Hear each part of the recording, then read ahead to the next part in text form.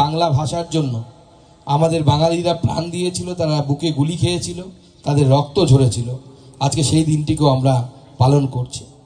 আমাদের এই sub post office বা উপডাকঘর এর আন্ডারে প্রাণসাগর, ঝান্সি এবং মুস্তাফাপুর এই তিনটে ব্রাঞ্চ অফিস বা শাখা ডাকঘর কাজ করবে এবং এখানে একজন পোস্টাল ডিপার্টমেন্টের কর্মচারী থাকবে, তার সাথে 3 জন ডাক সেবক থাকবে। তাই তো, ঠিক বলছি তো?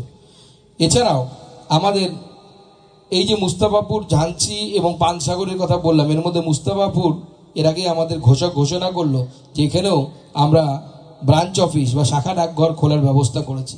গত কয়েক বছরের মধ্যে আমি আরেকবার উল্লেখ করি, মুস্তাফাপুর, চক বলরাম, গোরান্ডা, জামার এবং পাটুন এই সবকটি জায়গায় আমরা আমাদের তরফ থেকে মাননীয় প্রধানমন্ত্রী নরেন্দ্র মোদী সরকারের তরফ থেকে যেখানে যেখানে জনগণের দাবি এসেছে এবং সেই দাবি ন্যায়পূর্ণ সেখানে সেখানে আমরা ব্রাঞ্চ পোস্ট অফিস, আমরা শাখা ডাকঘর খুলেছি এবং আগামী দিনেও খুলব।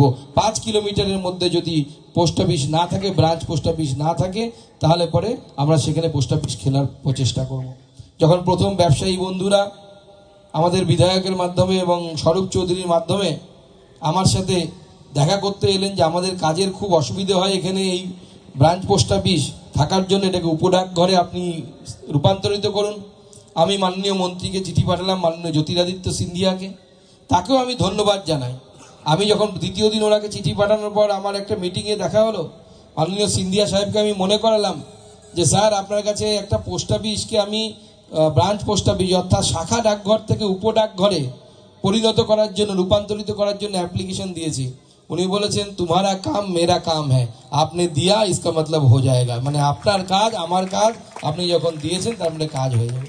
সেজন্য আজকে এই মঞ্চ থেকে, উনি অনেক দূরে আছেন কিন্তু এই মঞ্চ থেকে সে মাননীয় মন্ত্রী শ্রী জ্যোতিরাদিত্য সিন্ধিয়া সাহেবকেও আমি আমার তরফ থেকে অসংখ্য ধন্যবাদ জানাই।